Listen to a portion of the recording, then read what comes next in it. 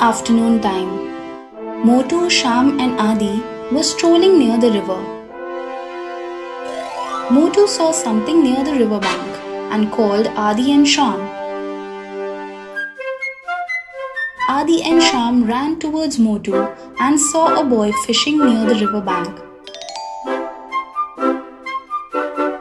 All three friends got excited looking at the boy fishing and waited for a fish to be caught. After a while, a fish gets hooked and all three jump in happiness.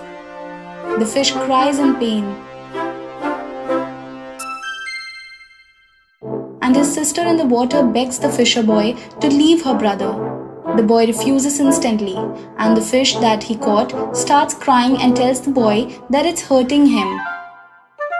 And he said, like the fisher boy, even the fish has a family who loves him a lot.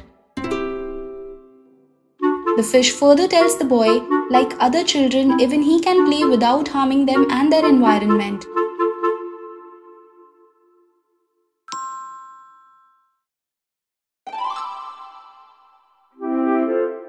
And the fish starts crying again. Looking at the fish cry, the boy gets tears in his eyes, and he lets the fish go. The fish and his family reunite and become very happy. The boy apologizes and says that even he got hurt once when a thorn got stuck to his feet, and he was in immense pain. The same pain that he gave to the fish and his family. The boy realized that in their own happiness, people forget others' pain. Boy apologizes once again and taking off his shirt says that even he wants to play with the fishes like others and jumps into the river.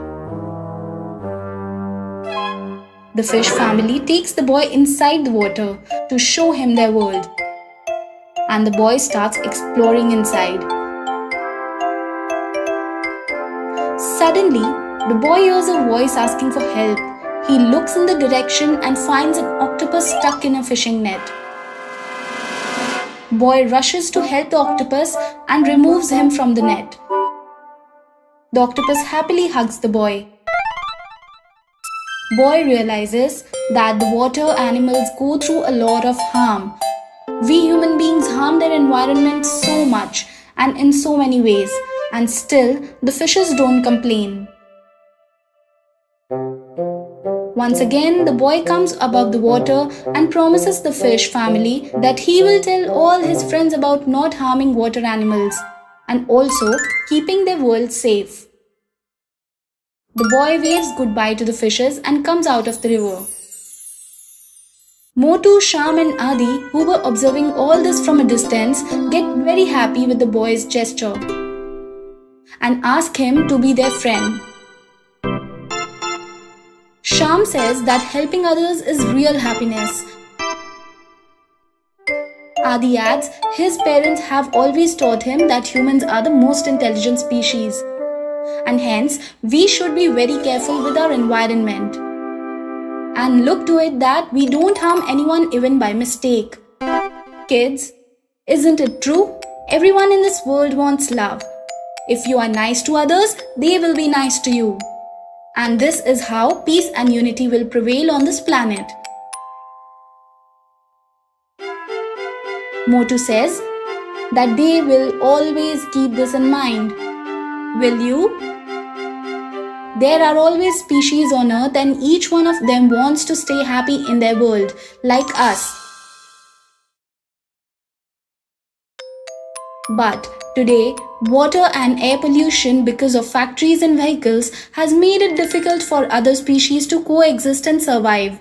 They have lost their homes and also have got separated from their families. Every species has the same right as us to live on this planet, and that's why we humans should learn to coexist and save other species and our environment.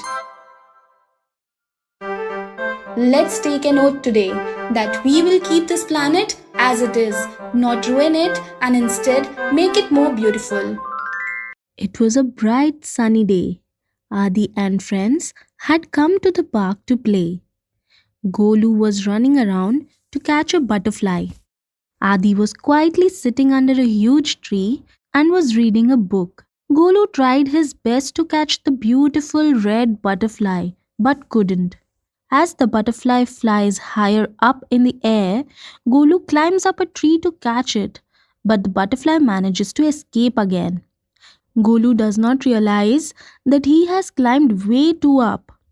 Chini, who was building a sandcastle, sees all the children running towards the tree.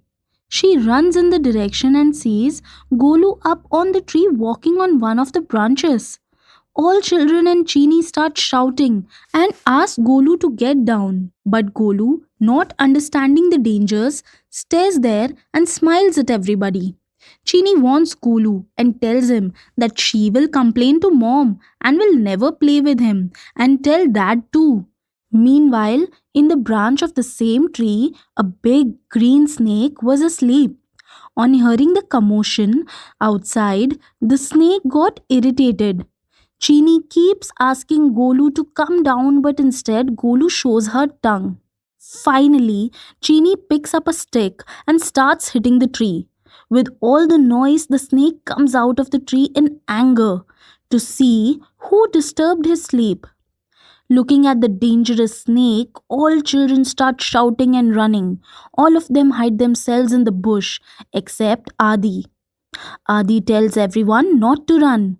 The snake thinks it was Adi who disturbed his sleep, as everyone else ran away. The snake comes flying towards Adi to attack him. Chini warns Adi and Adi bends. The snake hits a rock and gets hurt.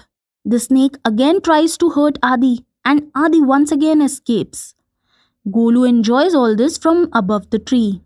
Adi winks at Golu and Golu winks back. The snake tries to bite Adi, but Adi repeatedly tricks the snake.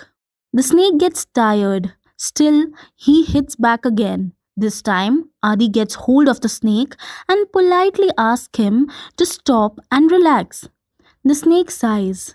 He tells Adi that he was sleeping and got disturbed from all the noise. He asks for forgiveness and says that he should have tolerated the little botheration. The snake praises Adi on how, despite of having the strength to harm, he chose not to harm. Adi explains that everyone loves life and no creature wants to die. He could have never harmed the snake. Adi further says that the children didn't know that the snake was asleep in that tree. Otherwise, they would have never disturbed him, because his mother always says that whenever possible, we all should help people in need and never do things that offend anyone. The snake agrees that he gets angry quickly. He says that looking at Adi's behavior, he seems to be different from other children. He asks Adi, "Who are you?" Adi introduces himself and tells the snake that he too is like other children.